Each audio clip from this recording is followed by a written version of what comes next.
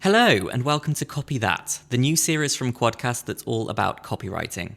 I'm your host, Lewis, and today I'm joined by Lauren Holden to talk all things copy. Lauren, thanks so much for being here. It's great to have you on.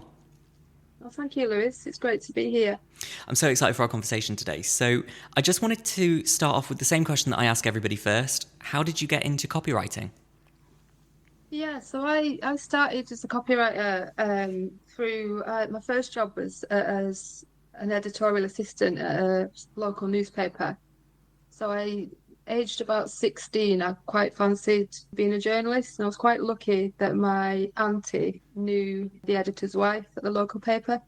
So she got me some work experience there, and that was the work experience that you don't do through school. So it was organised sort of off my own back. And I just loved it. I had a week there and I absolutely loved it. They were really good to me. They let me sort of go out and about and do some reviews of films and things like that and really get stuck in. It wasn't kind of just menial tasks. It was proper sort of writing. And then I decided there and then that was what I quite fancied doing. So then I went off to uni, do an English and media course, which had a bit of a journalism module as part of it. So you could choose sort of print, film, or radio. I chose print, and then just sort of kept in touch with the newspaper really. And they kept sort of saying, let us know where you are when you finish uni, and we'll see what comes up. And it was very much a case of right place, right time, because as I finished uni, there was a job. It was editorial assistant, and I took that. It was really just to write the property and motors supplement, the little freebies that come in the Yeah. in the paper. So we'd get all the information from estate agents, and I would type it up and just add a few bits here and there. And then after a while, I said, could I do a bit more writing? Could I do some news piece, not quite so much news, but features and things like that. And they let me, so that was good. And then after a couple of years, they let me have a music column because I was always quite keen on music. So I had a weekly music column where I got to interview local bands and sometimes national bands that were coming to the area. Yeah, so I started there and then I set up a blog whilst I was there as a hobby really. And that was when blogs had just sort of taken off. Yeah. So it was quite nice back then. It was a bit of a community really, and people knew everyone, and we'd all meet up at events and things, and it was quite a small community of bloggers.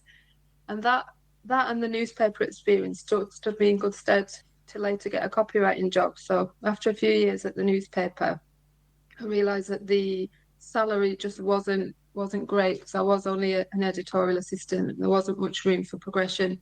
I didn't have the formal journalism qualification.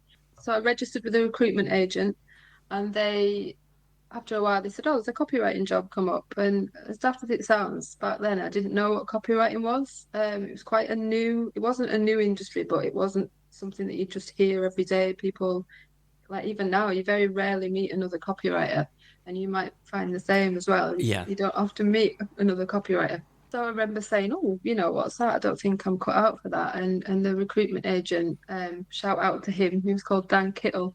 He said, "No, no, it's the same as what you're doing. You'll just be writing kind of in a more salesy way and for a different audience." So I took on a job with a company called Flying Brands that had a few floral and gardening websites and brochures and things. And I worked there for a couple of years. And then from there, I just seemed to end up in different copywriting jobs. So I worked at Boots for a while in their head office as senior beauty writer because the blog that I was doing was kind of beauty lifestyle. So that was kind of my area of interest, really. So that was kind of my dream job, really. And then, yeah, various other copywriting jobs from there in-house. And then in 2014, I went freelance because I was actually made redundant. So I thought, right, now's the time. And I've been freelancing since. So for 11 years, so 2014. So I've been freelancing for 11 years now, which is just crackers because it doesn't feel anywhere near 11 years. That's It's amazing. really flown by. Yeah. Did you find that when you decided to go freelance, was there anybody discouraging you, or were people really supportive of that? Do you know what? I did actually go freelance. So I've skipped a little bit out of this. So I did go freelance a couple of years, maybe just after the Boots contract, 'cause that was a Mm. maternity cover. And that job didn't quite work out. So I thought it was my dream job and it wasn't. And after it would have been a 9-month contract, after only a couple of months, I decided it's not for me and I quit with nothing to go to. And I thought, right, I'll go freelance. And that time, so that will have been about 2012, maybe a couple of years before I did eventually go freelance. That time didn't work out because I hadn't kind of done the groundwork. I hadn't put the sort of work in.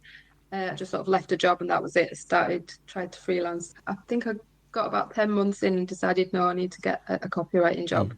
But the second time around, no, I don't think anybody discouraged me. I think I just thought, well, I'm going to have to do it because I've been made redundant. And I was really fortunate that there was a local PR agency that wanted somebody to do a contract day. I think it was maybe 2 days a week in their office doing copywriting and PR. So I went there and they said, you can work from here all week if you want and do your own freelance work and just do bits for us and just kind of bill us for the hours you do. So I was really fortunate there because I was around, a group of other copywriters.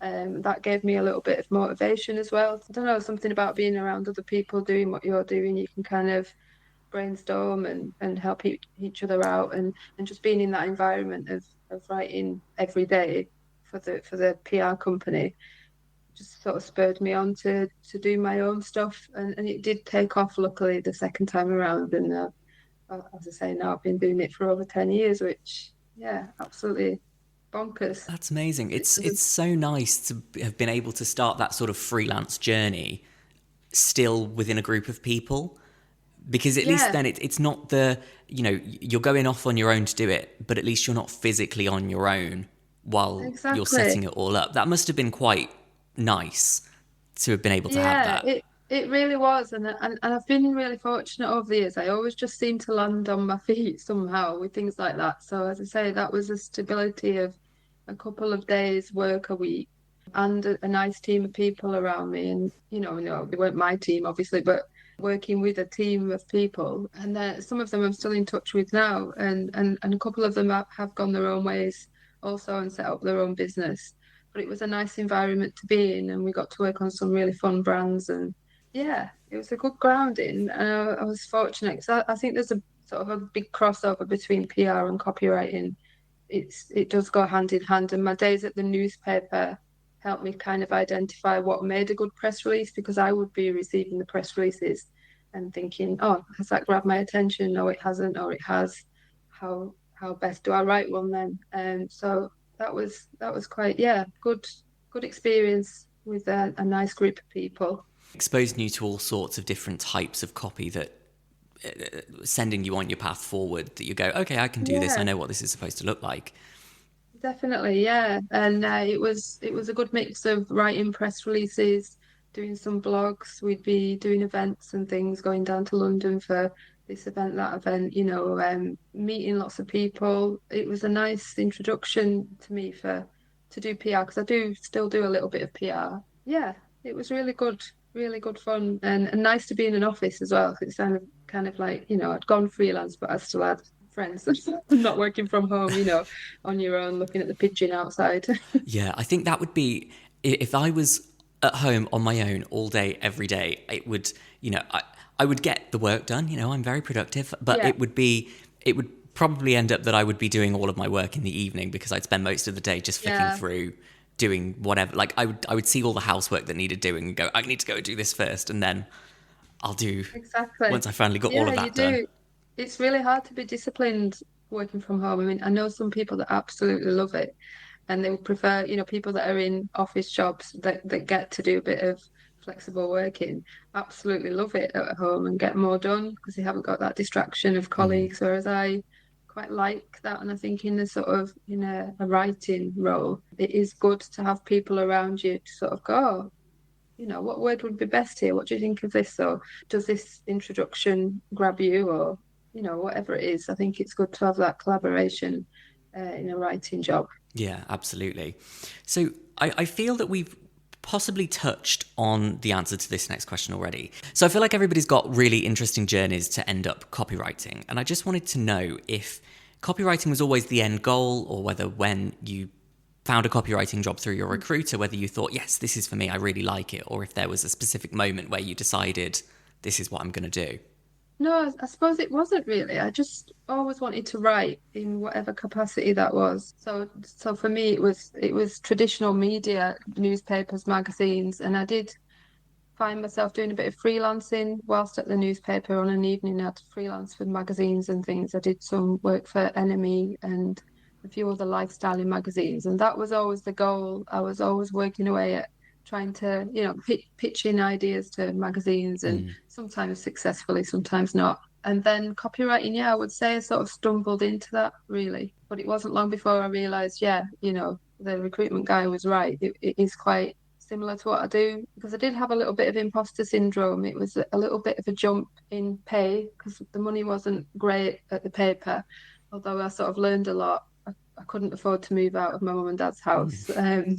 It wasn't, we got a lot of perks though. We got a lot of freebies for things, and that was fantastic. But I had to sort of be realistic. I could have stayed there forever. I loved the job, but I thought, right, I need the progression. There wasn't any there really. But yeah, copywriting for a few weeks or months in that role, I remember thinking, oh, am I cut out for this? With it being a jump in pay and a kind of slightly better job title.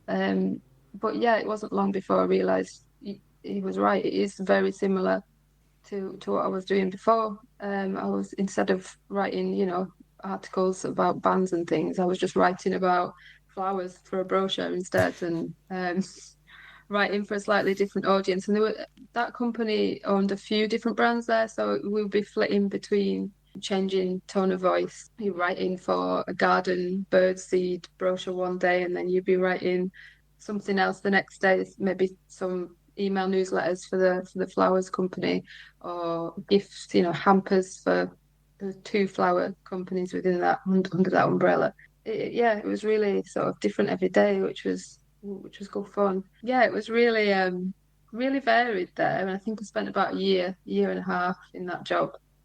And again, really great people to work with as well. Going from writing like for publications like NME, which must have been really cool.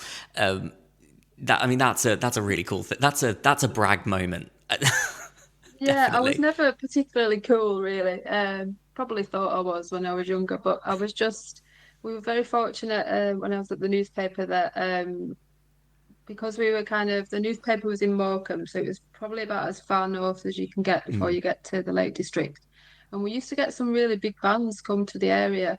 We had quite a good gig venue. And so I would pitch to NME, and after a while, they realised that it was cheaper for them to get me to write the features and send somebody from London on the train and pay them to sort of come up and do it. So I was really, as I say, landed on my feet. I was lucky to be able to cover a few things for them up there. And then one year, the Radio 1 Big Weekend came to Preston, which is not too far from Morecambe. Yeah. And I said, oh, do you need somebody to cover that as well? And they did send one of their reporters down to we covered it together. But they were like, yeah, yeah, that's great. So that was brilliant, to be honest, because I got to meet a lot of my favourite bands, interview them. I'd be at the side of the stage watching the bands, which I still, even now, was a proper pinch me moment because I was maybe 23 back then, and to get paid for it as well. It was great because I would have done that. I would have paid to do that probably at that Yeah. age. So that was, yeah, definitely right place, right time, and it led to me doing a little bit more for them. And then, of course, it helped me get some freelance work for other magazines off the back of that. So yeah, I was really, really fortunate. I know I use that word a lot, but I feel like I have been quite lucky. A lot, I have sort of stuck my neck out as well, and been a bit cheeky over the years, and sort of use the if you don't ask, you don't get approach Yeah, with a very few things. true. But yeah, I think I was probably pretty relentless at emailing NME back then until they probably just gave in. Yeah, that's okay. You go and cover it for us. Well, there's a certain So, amount of luck, and then there's also a certain amount of they clearly wanted to continue working with you. Otherwise, they'd have gone, no, thank you, oh, we're thank okay. you. Yeah, Yeah. yeah. So, you know, Hopefully, yeah. Thank you. props to you. That's incredible. That's bragging rights for life. Oh, thank you. Definitely. I don't even think it's going anymore, is it? I think it's just a website now, Yeah, they're maybe. just all online now. Yeah, Sadly, I yeah. liked NME. It's a shame. Yeah, I used to enjoy reading it.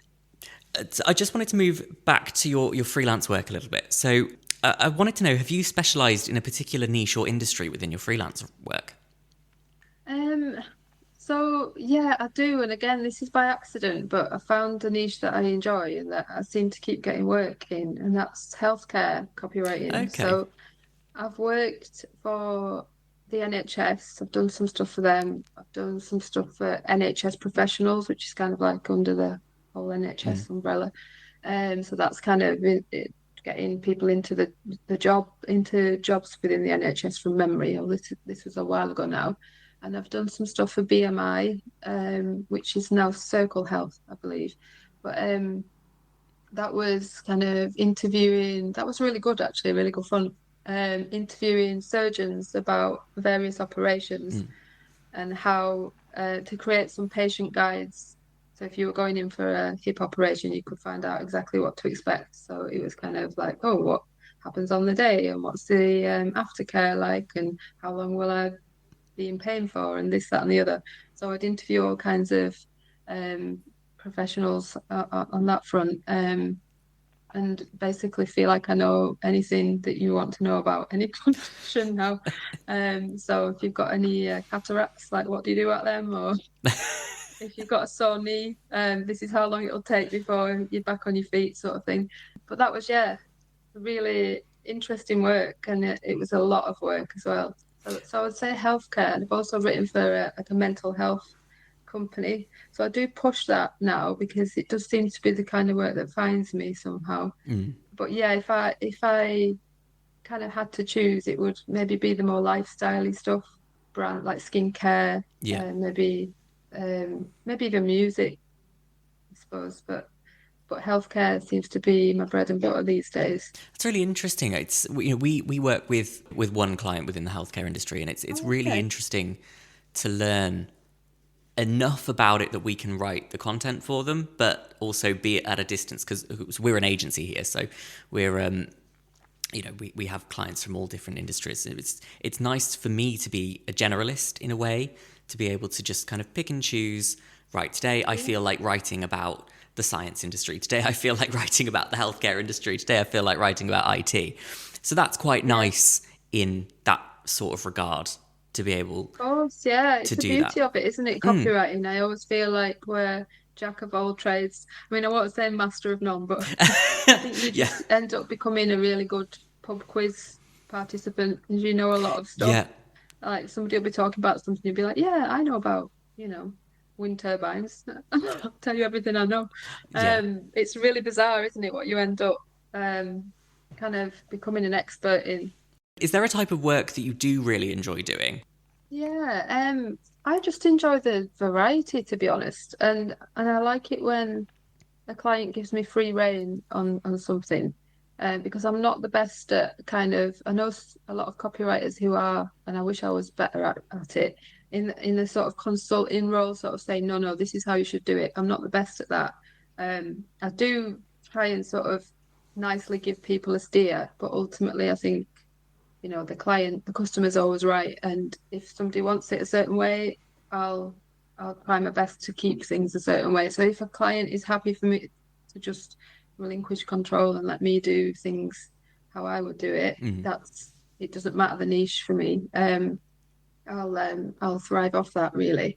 Um, yeah, so is there anything I enjoy? I suppose I enjoy anything that I can be conversational or quite fun or edgy or chatty, Mm. which I would say is probably a lot of people say, "Oh, I've come to you, I've chosen you because I liked your website. It was quite chatty." Or, I suppose that's kind of how my style is in general. I Yeah. can kind of be a bit more corporate if people want it, but it's not really what I'm as comfortable at being. So anything that allows me to just be quite fun and down to earth, and as I say, then it doesn't matter what I'm writing about. Within balancing what clients want, do you find that there's a certain element of needing to balance your own creativity in certain pieces? How do you find that? Yeah, I always say to clients that I'm not.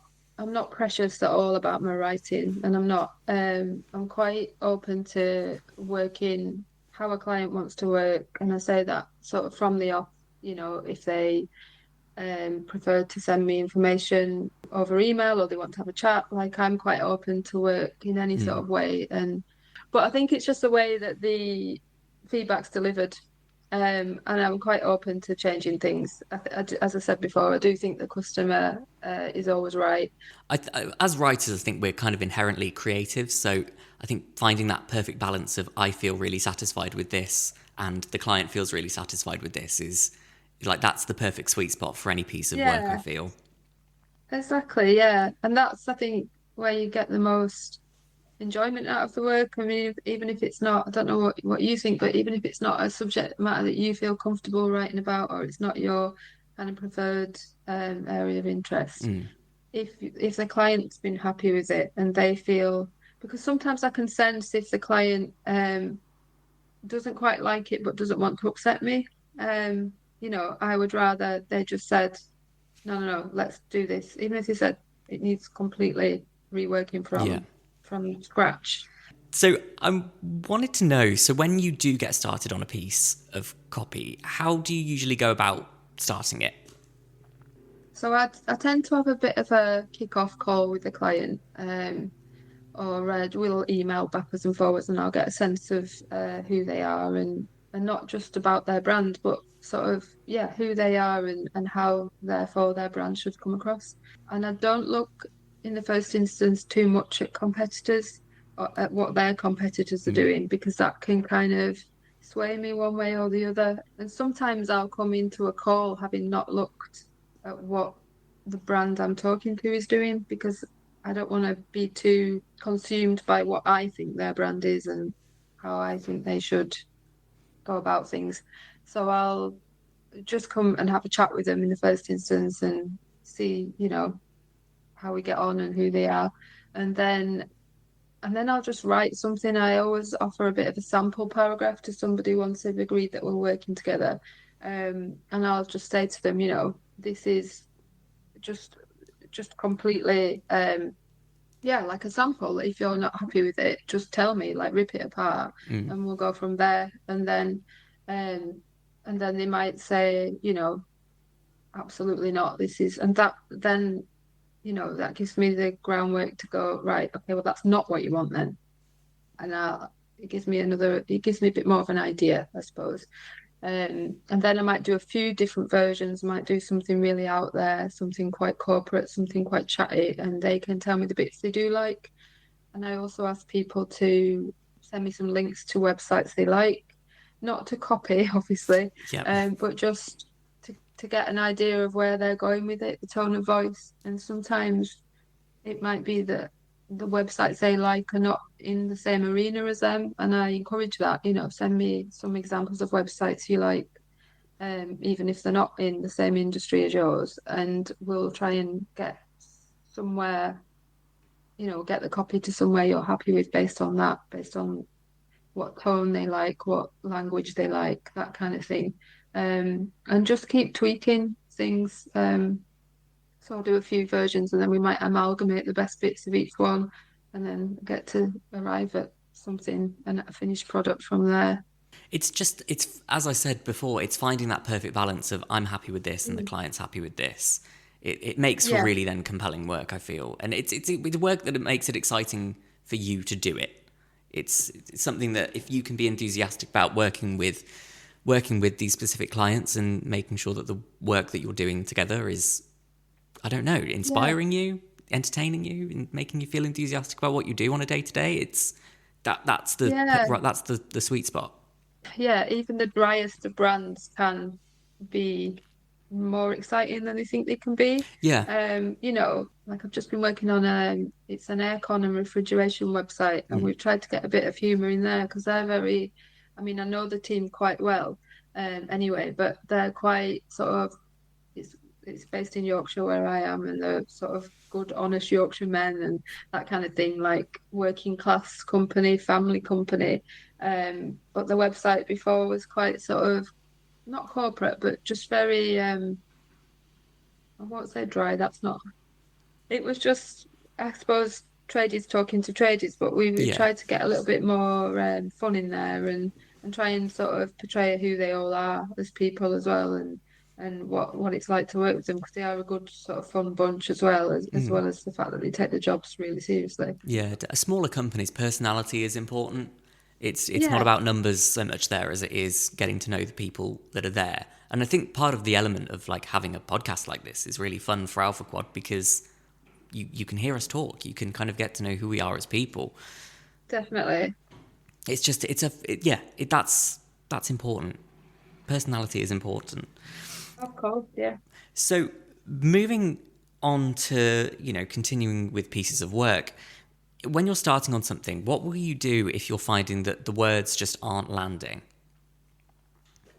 Yeah, I probably just leave it for a bit to be honest, because we all have days like that, don't we, where Yeah. you just can't think straight, or it's just not, I've written some absolute howlers of copy in the past, where you think, I look back at it now, and maybe at the time even I thought it was really good, and now, now I'm a bit older and I've been at it a bit longer. I'm like, I mean, it's not as good as I thought maybe. And I think sometimes things just need a little bit of, you need to just go away and come back to Mm. it. And I know some copywriters will have a walk or, walk around the block, put a bit of music on. I'll just crack on with my day and then come back to it when I do feel like the words are going to come, I suppose. And sometimes that's just when you're in the least convenient place possible. Like, remember once I was on spinning bike at the gym, and we had to come up with a campaign. Somebody had to come up with a campaign at this PR agency that I worked at, and they asked us all to go away and have a little think about it. And it came to me there, and I'm thinking I can't even write it down. Because I'm on this bike in the middle of this class. So as soon as I got off, I'm writing it down. But I think things do come to you, don't they? Just when you're nodding off to sleep or when you're in the shower, or and then you can write it. But I always find as well that just write something down as well, even if it's just a few ideas. You don't have to have the strap line or the introduction copy. I remember when I worked at the newspaper, the news editor there, Ingrid, said, she always said, just write the body copy, write the main, Mm. the main bits of the content, and the introduction will come to you later, and it always does. So just write something down, Yes, basically. I remember when I was at university, I'd sometimes start with the conclusion and then work backwards Yeah, from that, and it would always be yeah. like longer assignment, really like 6,000 word assignment pieces that I was having to do, and I would start with the end, and I'd go, this is where I need to reach, and then let me go from there. Because so I mean, I did a film studies degree, so a lot of how I tend to write in kind of a narrative flow. So I'll go, right, so we'll start like act one is obviously the beginning, and then act two the middle, and act three the end. So let me start with the end, I'll work backwards, and then let me really plan out how we're going to get from point A to point B to point B, point Ooh, five to yeah, to write like that has been interesting for me. yeah, that's good. That's a Yeah, good way of doing it. Yeah, I do think that because I think you can sit there for too long thinking, how am I going to start this? What's because the intro has got to be the most captivating part of whatever you're writing, hasn't it? yeah. And if that's not coming, then you've got no chance. You're just going to sit there looking at a blank document. So you may as well, like you said, either start from the end or start somewhere in the middle and then hope that, you'll have a light bulb moment once you start writing, which usually happens, doesn't it? Yeah, sometimes Yeah, it takes a while. Sometimes it takes 10 seconds. You can never predict it. It yeah, depends on the kind of mood you're in that day. How hungry are you? yeah. Should you eat something before you start writing? It does, yeah. You've really got to be. I never thought before I started copywriting professionally, I suppose, I never thought writer's block was a thing, but Mm, it absolutely is, isn't it? Like absolutely some is. days you're on fire, aren't you? And you can just write until the cows come home, and other days you just have to accept it's not happening today, and I'm turning my laptop off, and I'll come back to it tomorrow. Yeah, Yeah, it's. I definitely. feel like when writer's block happens, it's that to me is like one of the hardest things to accept because all of a sudden I go like I'm supposed to be really good at this, like this is what I do for a living, and I just can't do it today. So that Yeah, to me is all of a sudden when I'll experience some kind of imposter syndrome, because I don't tend to experience imposter syndrome with anything else. It's only when I have a moment at work where I'll go, I don't feel like I can do this. Who am I? Who am I if not a Yeah, copywriter?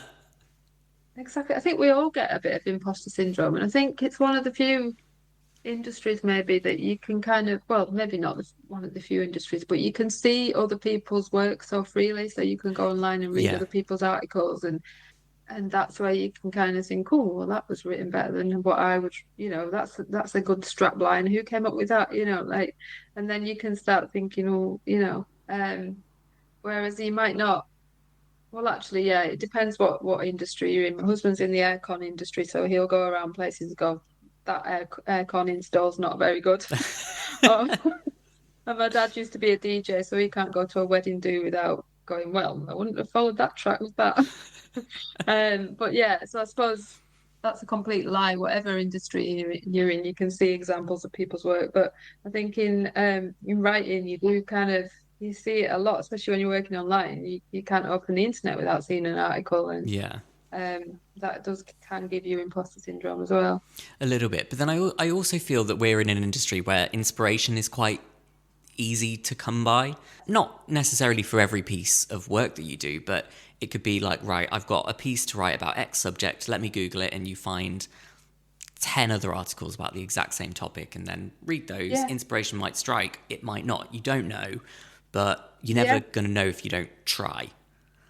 And sometimes it'll be you've got the inspiration from kind of your own experience of something, Mm. as well, like your own, and that's I suppose that's good for kind of magazine articles as well, because a lot of those kind of things are first person, your own take on something, and you can't beat that really, can you? So, when it comes to a piece has been finished and you sent it off to the client, how often will you edit or how many rewrites will you kind of be happy to do before you're happy and you're happy that they're happy? Okay, so I offer sort of 2 rounds of amends for Mm. clients, but that's at the point at which I've sent it across and I'm happy with the work. But it can, yeah, for me, it's how long's a piece of string. It depends on what client I'm working on Yeah. and like yeah, like what you say, what mood you're in, how hungry you are, and you can tinker with your work forevermore, can't you? Some days you can really meddle. Like I have a danger of over meddling with things, and Yeah. the client might have a 6 week deadline for something, and I'll say to them, I'm going to send that to you, in 2 weeks' time. And that's the deadline I've set within the deadline. And I'll be tinkering right up until that 2 weeks that I've set myself. Whereas other times I might get something right first time, as far as I'm concerned. It's a different matter maybe once the client's seen it, but and then equally, the work that you're the most happy with, and you might find this as well, um, is sometimes the work that doesn't land very well with the client or as well with the client, and the work that you think, not sure if that was my best, the client will be like, this is spot on. So it's quite a tricky one. And sometimes you can, as I say, you can hit on something first time and be really pleased with yourself, and other times you just cannot stop tinkering until it's unrecognizable from what it started as. Definitely. I'm a chronic, not overthinker, but I will just keep going at something until I go, oh, but this could be better. And then it's just shutting that voice off that goes, it's not good enough, and just going, actually, yes, it is. It's, I'm Yeah, happy with it. And it's, I don't know, every single thing feels just like I'm not ready to let go of it yet. Because it's still, yeah, even though you're doing it for another client, you're like, it's mine until it's theirs. So yeah. yeah, That's it's a weird exactly it, feeling. isn't it? We Yeah. can be our own worst enemy, can't we? And Mm. somebody else might look at it and like I said before, think that's absolutely spot on. It's just what I wanted. And sometimes I'll prefer a previous version of something I've written. The client will like, the current version that we're working on, and it's interesting to see what other people like Mm. as well. As wouldn't do if we're all the same, would it? Yeah. Um, yeah, it's an interesting one, definitely. Yeah, exactly. So I I would love to know if there's a very particular project that you feel really proud of. Yeah, there's a few, and I think the ones that I'm most proud of are the ones. that the client has been most proud of as well. If I've got some really, really good feedback, or if they've said, we couldn't have said it better ourselves, or Mm. that kind of thing. But for me, so I'm going right back to when I worked at that PR agency. It was called Faith PR, if I'm allowed to give them a mention, although I think they've changed the name now. And they asked us, and it was the one where I was on the spinning bike, can you come up with an idea for one of their clients who were a farm. So they sell ice cream on this farm, and they wanted to put their ice cream forward for a food award. They said we really need to try and drum up some votes for this food award from their customers. So we need a campaign. So I'm on the spinning bike, and I came up with a cow pain because it was an ice cream, and it was a political cow pain with a cow with a little rosette on saying "Vote for us." And then we had some daft sort of strap lines like "Our ice cream is utterly delicious" and things like that. Nice. And I know, which is I just love a really, really. pun. If you love a pun, that's okay, but probably a few people cringed in the office. But we went with that in the end, and that was my first kind of conceptual piece of copywriting, and it worked for their audience, or at least it must have done, because they did win the award in the end. They got the votes and they won the award. And they probably would have won it anyway because they were very good at making ice cream. But that was a nice personal win because it was the first kind of, as I say, the first conceptual piece I'd done. And yeah, I enjoyed that. And then I've worked on a big project for Huddersfield Uni. They wanted their whole kind of suite of courses, rewriting the marketing material for the prospectus and for UCAS, rewriting from scratch. And I think it was about 80,000 words in total, Wow. which I somehow managed to do across about 3 months. And so that was a big one just because of the scale of the project. And then I think maybe I mentioned it before, but a wind turbines company was one of my first copywriting jobs. And they said, we need a brochure for wind turbines. And I was just, I know nothing about wind turbines. And that was, I suppose, quite a good one in respect of it being quite a challenging one to write about, but the client was happy and it was a good one to add to my portfolio, I suppose. Not probably the most exciting one to write, but yeah.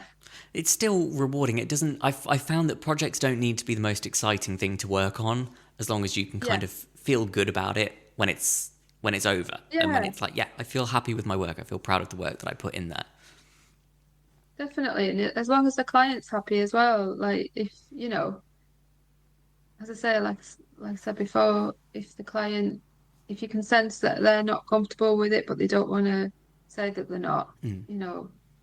that's not great. But if they're happy with the outcome and, then it's a job well done and it's great. So I want to move on to something a little bit of a meatier subject now. So every copywriter so far that I've interviewed for this series, everyone's had very kind of similar opinions on the subject, and it's been fun to talk about it. So I'd love to know, what are your takes on AI tools in copywriting? Yeah, I feel like I'm being dragged kicking and screaming into the whole AI, into the world of AI. I'm very much no, I just I don't want to look at that. I don't want to see because there's no denying that it's a threat to copywriters and Mm. to the creative industry. I feel as though it's at the moment for me at least, it's a good tool to use, but it's not certainly not a replacement. I do quite like the AI overview that you get on Google now, because I think that sort of cuts through the sort of messing around really of, Yeah. clicking on a million articles and finding the answer to something. It's a good sort of all-rounder, and I put all sorts of things into there and it knows the answer to it.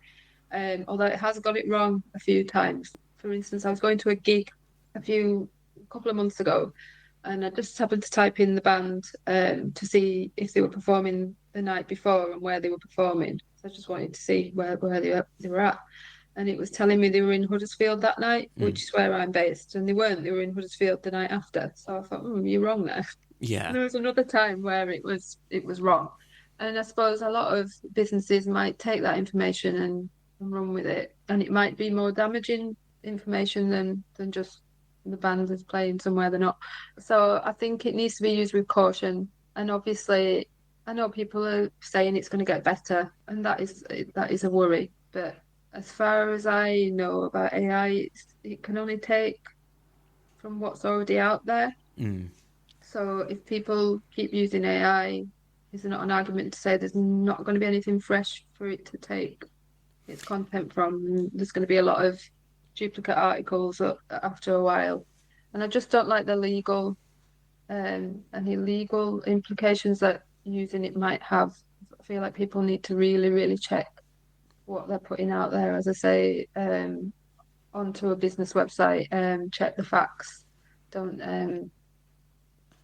take it as read that. Yeah, Yeah, don't take I don't know. ChatGPT as gospel, because it's not. Yeah, There, yeah, there's so many gaps in its knowledge that if it doesn't know the proper answer to something, it will create something out of thin air, and exactly. that's worrying. That's worrying to think that there are companies out there that would sooner quickly write me a 500 word article about X, Y, and Z topic, put it Yeah, straight out there, and it's just littered with with wrong information. That is a worrying prospect, and yeah, certainly it happens. Of course, it must do. So I think the most interesting aspect is, I'm just going to pick up on what you said, which is it's a tool, not a replacement. And yeah. absolutely, it can be a great tool for research, but even so, check the sources. Check the Mm, source. Where's it pulled from? Ask it to tell you, where have you pulled this from? Give me the website. I'm going to go and find it myself. See, I've found for longer pieces of content, I've found that it's been a great tool to aid in research. So, yeah, there's certain things. I'm more humanities minded when it comes just generally, so that kind of will come easier to me. But for a lot of other subjects, it will be straight over the top of my head. I've got no idea. So I'll yeah, use it as please point me in the right direction for this sort of topic so that I can go and research this for a piece that I'm writing. And, 9 out of 10 times it sends me to the right place, and that's really great and that's really helpful. But it's also, I don't know that I couldn't get that from Google, because I could get that from Google if I just searched for it. And then, of course, there's the whole environmental impact of that. One yeah. ChatGPT search is the equivalent of 10 Google searches in terms of environmental damage, environmental concern. So there's a lot that can be said of AI Mm, and copywriting. And doing this series, it's been great to talk with copywriters who all have the same opinion, which is, yes, it's a good tool. No, it's not a good replacement, because it lacks that nuance that a human can exactly. bring to a piece of work. And you do need that. If you want people to read your content, you need it to feel like a human's written it, because ChatGPT can't emulate that in the same way that Yeah, every writer has their own style, and there might be some writers that are better at writing more, I don't like this term, but more generic pieces of copy, and there might be writers that are more that are better at writing a more personality driven piece. But ChatGPT is mm, not going to be able to emulate either of them, because there's specificities to the human language that only a real human knows. exactly. Yeah, and it just hasn't obviously got that human experience, has it? So we could take a subject and we could talk about it from, what's happened in our own lives and how we can then write in a way that's relatable to other people, Mm.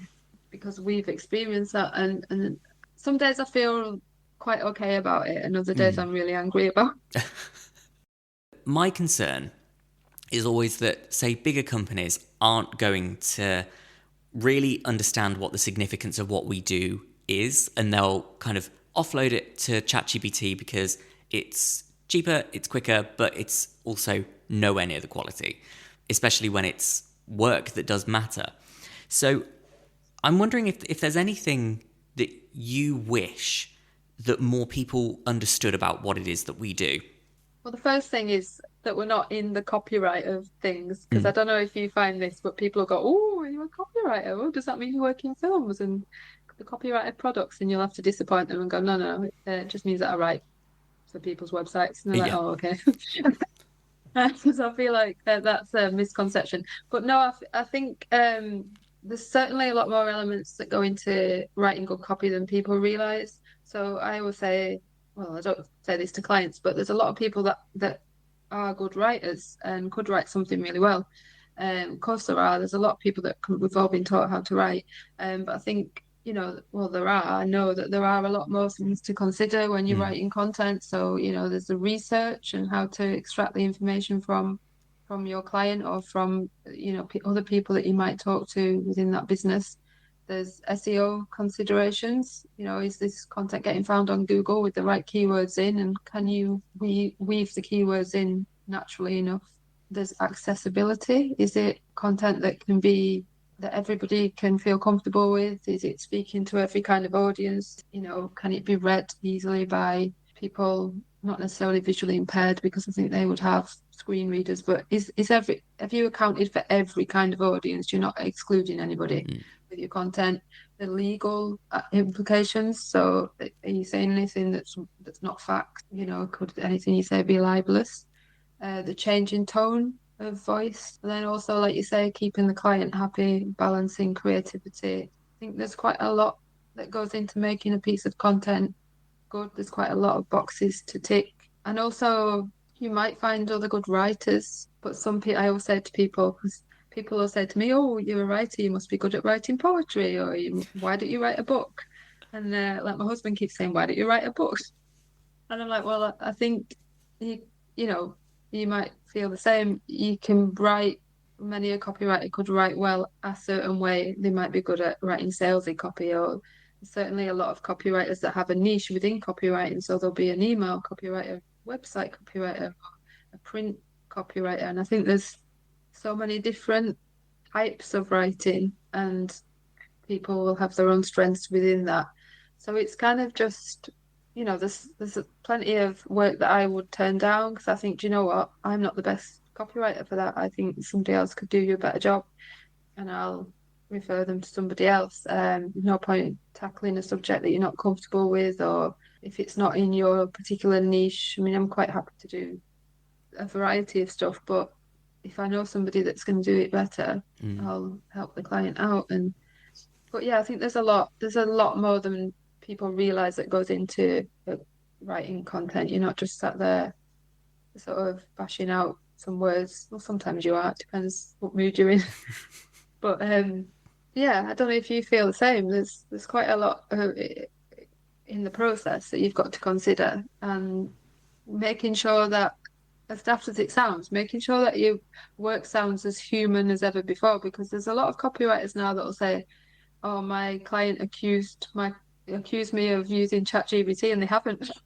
They haven't used it, but Yeah, for some it's reason the client thinks that they have, because maybe the language or certain keywords sound a bit ChatGPT. So there's certain language that I might have used before that I think, "Oh, I can't use that now because it's a very ChatGPT word," and people will think I'm not doing my job properly. Yeah, it's all of a sudden policing the language that you use. So I mean, like it's the biggest signifiers. I think I've said it on every one of these copy that episodes so far, but it's in the world of, in the digital landscape of, in the fast-paced world Yeah, of, yeah, it's, you can tell it straight away, like, oh, AI wrote that.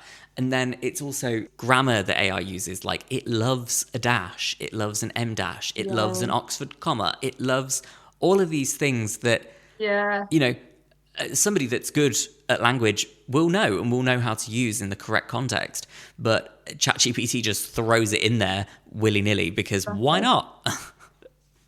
Well, I love an M dash, and there's always a debate on LinkedIn about the M dash, isn't there? Like, Mm, oh, people getting fed up of seeing it, but I'm not going to remove the M dashes from content because I really like using yeah. them, and I think they're called for in a certain, they do differentiate your content from, using a bracket or whatever else, and I'll just carry on using it, and people can think it's AI if they want, but M dash till I die. Yeah, I love a dash. I love it. I will Yeah, use them. See, that's the one thing that I police myself in terms of how often I use them now, because that is like a dead giveaway of like, oh, you've yeah. used ChatGPT to write it, but also actually I don't want to stop using punctuation because soon enough we'll be like, actually, you know what? I'm just not even going to use a comma because why bother? They're just gonna it's just gonna look Yeah. like, no, we need punctuation. It's Yeah, there for a it's reason. I feel like it might just eventually. It is certainly very helpful, and use it where you need it, I suppose. But Mm. can it be seen as dumbing us down a little bit as well? There's a lot going around about, it's not allowing us to think for ourselves or getting a little bit lazy maybe. And I've used it, like, don't get me wrong, I've used it for things, not content writing, but just, simplifying things. Can you tell me what this means or whatever? And like you say, you get the answer much quicker than you would doing a million Google searches, clicking on a load of articles, and then I'll double check the answer that it gives me as well. Mm. But I do think it has its place, but I don't.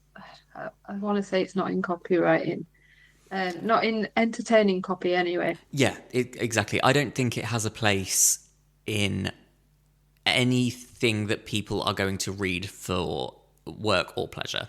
That people are going to will like actively engage with filmmaking, music creation, copywriting. I don't think it belongs there. That's a very human job, and I will die Yeah, on that hill. yeah, me too. I suppose we would say this, wouldn't we? Because it's slowly creeping in, isn't it? But yeah, I mean, it does have its uses. I don't want to see it, poor chat GPT. I don't want to see it out on a limb, but I'm not going to start using it. I know there's plenty of copywriters now as well that are, thinking, well, can't beat them, join them, and they're teaching people how to use it. And I think Yeah. that's a good way of, teaching businesses how to get the most from it, how to prompt it, and how to kind of check your content once you have used it. And that's pretty good going. I only hope it's not going to get much better because I love what I do. Yeah. I think there's nothing wrong with using it responsibly. It's just making sure that there's an ethical use of it, and that you're not putting someone out of a job for the sake of Yeah. doing something cheaper and not even no, not even quicker, because you could spend 2 hours editing something that ChatGPT has written until you're happy with it. You could spend longer than Yeah. that on it. It's harder. Yeah, potentially. I find it harder to rewrite something that's been written in full than it is to start something from fresh. So I think the only way a robot would be good is if they could put petrol in your car because I hate doing that. Do if you? there was Like a a robotic petrol arm would be fantastic. if there was a robot to put petrol in my car, take my bins out, hoover the Yeah, floor, do all of the things that I just don't want to do with my time, that would be great. exactly. I just want to move on to the last couple of questions that I've got for you now. One of them is like totally fluffy, and one of them is just, to nicely wrap up. So I like to listen to a lot of like ambient music when I write. Sometimes I listen to a podcast. It really depends on, the work that I'm doing. So I'm just wondering if you have any recommendations for me and the listeners for things to listen to while you write, for whether it's a podcast, an album, an audiobook, a particular genre of music. I just want to know, what should we be listening to? Yes. I don't really listen to stuff while I'm writing often because I don't know about you. I know you've said ambient music, but if it's something with lyrics in, I find myself writing the lyrics down when I'm Yeah. writing.